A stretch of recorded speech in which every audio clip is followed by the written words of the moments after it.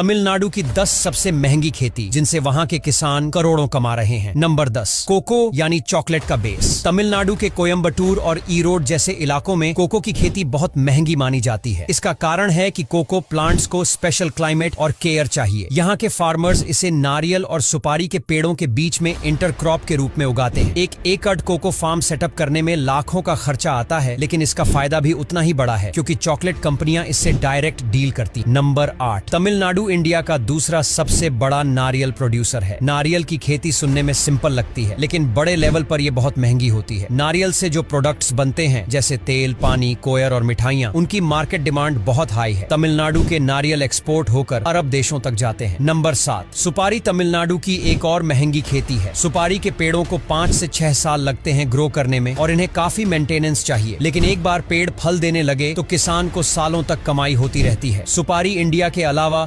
श्रीलंका और बंगाल देश तक एक्सपोर्ट होती है। नंबर 6, तमिलनाडु को लैंड ऑफ जैस्मिन कहा जाता है। खासकर मदुरई की मल्लिगे यानी जैस्मीन वर्ल्ड फेमस है। जैस्मीन फूल शादी, पूजा और परफ्यूम इंडस्ट्री में यूज होते हैं। इसकी खेती में ग्रीन हाउस, स्पेशल इरिगेशन और लेबर पर बहुत खर्चा होता है क्योंकि हर फूल को हैंड पिक करना पड़ता है, लेकिन इसकी मार्केट प्राइस इतनी हाई होती है कि किसान रातों रात लाखों कमा सकते हैं। नंबर 5, तमिलनाडु में अब हाईटेक ग्रीन हाउस फार्मिंग का चलन बढ़ रहा है। खासकर टमाटर, शिमला मिर्च और खीरा जैसी सब्जियों को कंट्रोल्ड एटमॉस्फेयर में उगाया जाता है। इसकी खास बात यह है कि ये सब्जियां साल भर उगाई जा सकती हैं और इनकी क्वालिटी इतनी प्रीमियम होती है कि होटल्स और सुपरमार्केट्स इनको ज्यादा दाम पर खरीदते हैं। नंबर 4, तमिलनाडु के नीलगिरी और यरकॉड हिल्स में कॉफी फार्मिंग बहुत फेमस है। कॉफी फार्म्स को सेटअप करने में बहुत इन्वेस्टमेंट लगता है, जैसे शेड ट्रीज, प्रोसेसिंग यूनिट और हाई लेवल मेंटेनेंस। लेकिन एक बार कॉफी प्रोडक्शन शुरू हो जाए तो ये किसान के लिए गोल्ड माइन बन जाती है। नंबर 3, तमिलनाडु के सालेम और धर्मपुरी में आम की खेती बहुत महंगी और हाई प्रॉफिट वाली है। खासकर अल्फोंसो और बंगानपल्ली जैसी वैरायटीज इंटरनेशनल मार्केट में प्रीमियम दामों पर बिकती है। एक आम का पेड़ फल देने में 4 से 5 साल लेता है, लेकिन बाद में हर सीजन लाखों का प्रॉफिट देता है। नंबर 2, तमिलनाडु इंडिया का नंबर 1 केला प्रोड्यूसर है। केले की खेती में स्पेशल वैरायटी जैसे रेड बनाना